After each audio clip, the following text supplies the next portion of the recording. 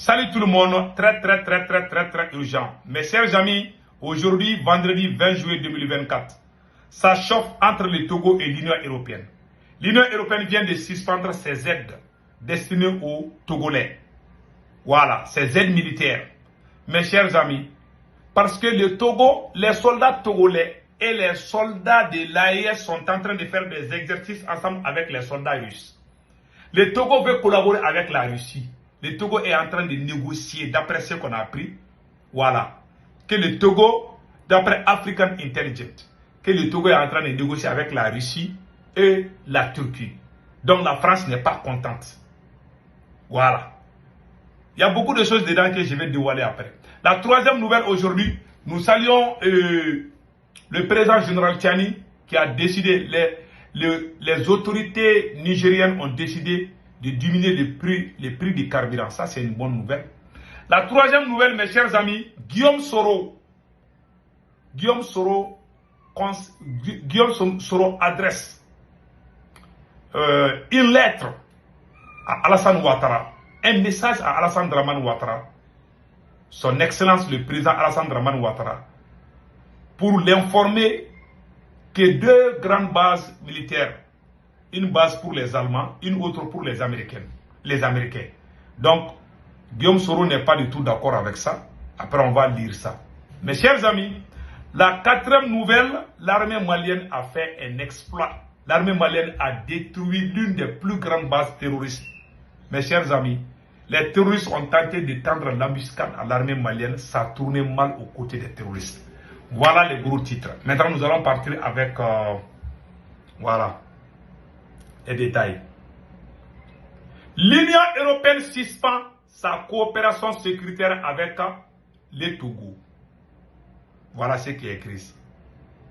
L'Union européenne suspend sa coopération sécuritaire avec le Togo.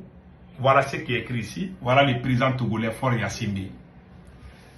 Ils ne sont pas contents de Faure Gnassingbé parce que il y a plusieurs raisons secrètes. La première raison pourquoi l'Union européenne n'est pas contente du Togo, parce que le Togo travaille, les soldats togolais et les soldats de l'AES travaillent ensemble.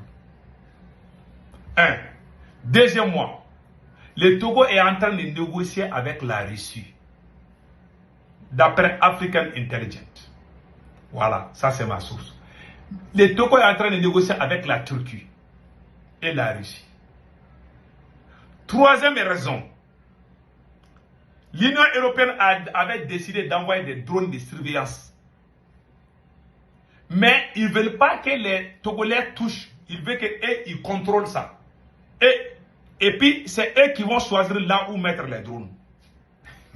Le président togolais a dit non, c'est mon pays. Il faut respecter vraiment l'intégrité de mon pays.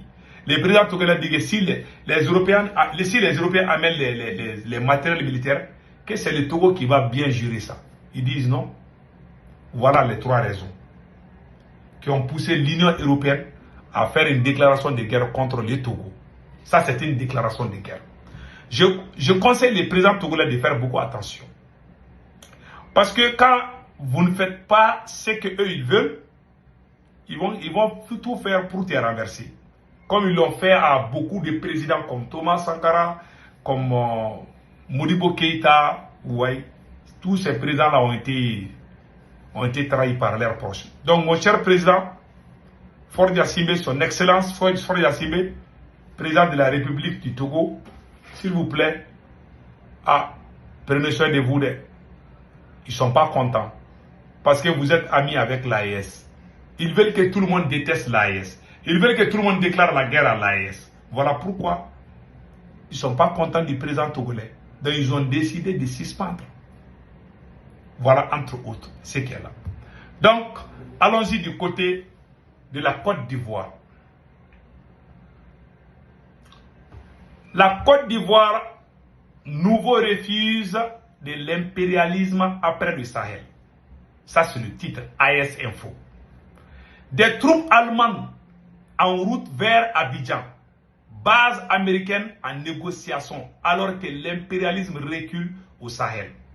Et la Côte d'Ivoire semble devenir son nouveau bataillon.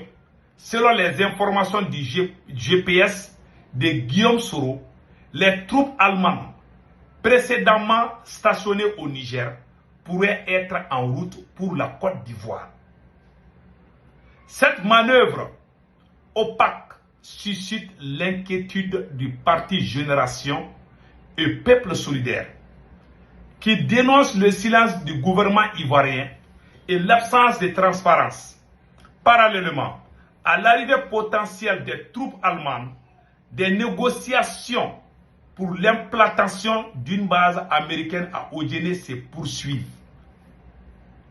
En secret, le GPS fustige ces tractations occultes qui, selon eux, portent atteinte à la sécurité nationale et à la souveraineté de la Côte d'Ivoire.